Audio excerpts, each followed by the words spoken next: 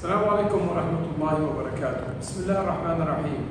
الحمد لله رب العالمين والصلاة والسلام على محمد وعلى آله وصحبه وسلم. Today our talk is going to be about a wonderful season, and we ask Allah Azza wa Jalla to preserve us to live till we get to this wonderful season and occasion. And as Allah Subhanahu wa Ta'ala preserved us and allowed us to be alive in the month of Ramadan and the last 10 nights of Ramadan, and to live in Eid and celebrate these wonderful days of Eid with our family, right around the corner is a wonderful and great Mawsim season as well. And it is Dhul Hijjah. Dhul Hijjah is after the month of Dhul Qa'dah, and we are now nearing the last 10 days or nights of Dhul Qa'dah, less than that. And Dhul Hijjah starts right after Dhul Qa'dah, approximately in this year, 2024. It's approximated to start June 7th. And why are these days significant? Number one, the ibadah or the wajib obligatory ibadah of Hajj is to be done in these days of Dhul Hijjah. In these days of Dhul Hijjah, you have from the greatest days of the year, like Yawm Arafah, which is the 9th day of Dhul Hijjah. And you also have Yawm al-Nahr, Eid al-Adha, the 10th day of Dhul Hijjah, and this is the day of sacrifice. And then you have the remaining Ayyam al-Tashriq, the days of Eid that come after Eid al-Adha. That being said, what happened in the time of the Prophet ﷺ, he was explaining to his Sahaba, he said, مَا مِنْ أَيَّامٍ الْعَمَلُ الصَّالِحُ فِيهَا أَحَبُّ إِلَى اللَّهِ مِنْ هَذِهِ الْأَيَّامِ يعني العشر, meaning the 10 days of Dhul Hijjah.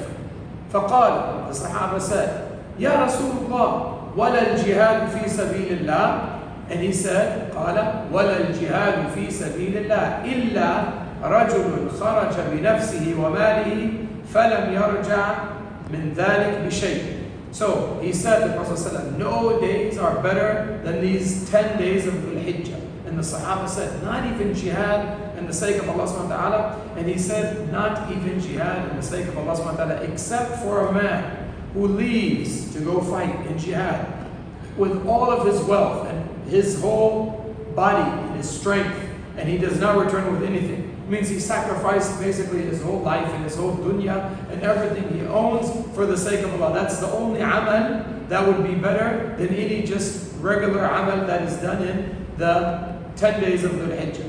So these days are very, very, very significant. There are no days more beloved to Allah subhanahu wa ta'ala than these 10 days of Dhul Hijjah. So we need to increase, as the Prophet ﷺ said, our declaration of the oneness of Allah, tahleel.